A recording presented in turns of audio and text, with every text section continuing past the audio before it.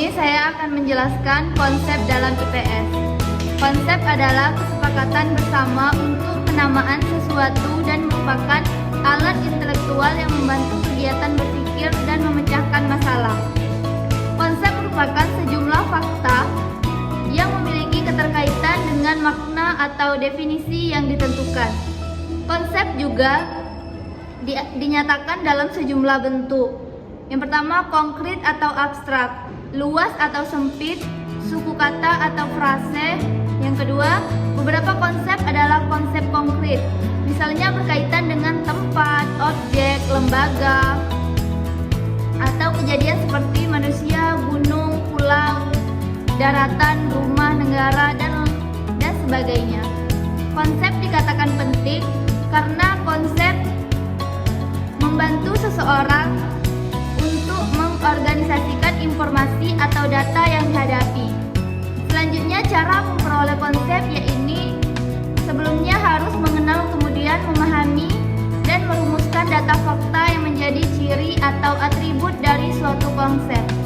Mungkin hanya itu saja yang bisa saya jelaskan. Di sini saya akan menjelaskan generalisasi dalam IPS. Next, mengemukakan bahwa generalisasi merupakan abstraksi dan sangat terikat konsep. Generalisasi menghubungkan beberapa konsep sedemikian rupa sehingga terbentuk suatu pola hubungan yang bermakna dan menggambarkan hal yang lebih luas. Artinya dalam pikiran kita terbentuk pola-pola hubungan bermakna yang lebih luas. Menurut Nursid Sumadja, generalisasi adalah hubungan dua konsep atau lebih dalam bentuk kalimat lengkap yang merupakan pernyataan deklaratif dan dapat dijadikan suatu prinsip atau ketentuan dalam IPS. Jadi dapat disimpulkan bahwa seorang dikatakan menyusun generalisasi apabila orang itu menarik dua konsep atau lebih dengan sedemikian rupa sehingga saling berhubungan satu dengan lainnya. Untuk lebih jelasnya diambil contoh sebagai berikut. Ada ungkapan makin primitif suatu masyarakat, lingkungan hidupnya akan makin mempengaruhi secara hidup masyarakat itu. Kita menemukan paling sedikit 3 konsep, yaitu yang pertama masyarakat primitif, yang kedua lingkungan hidup, dan yang ketiga cara hidup.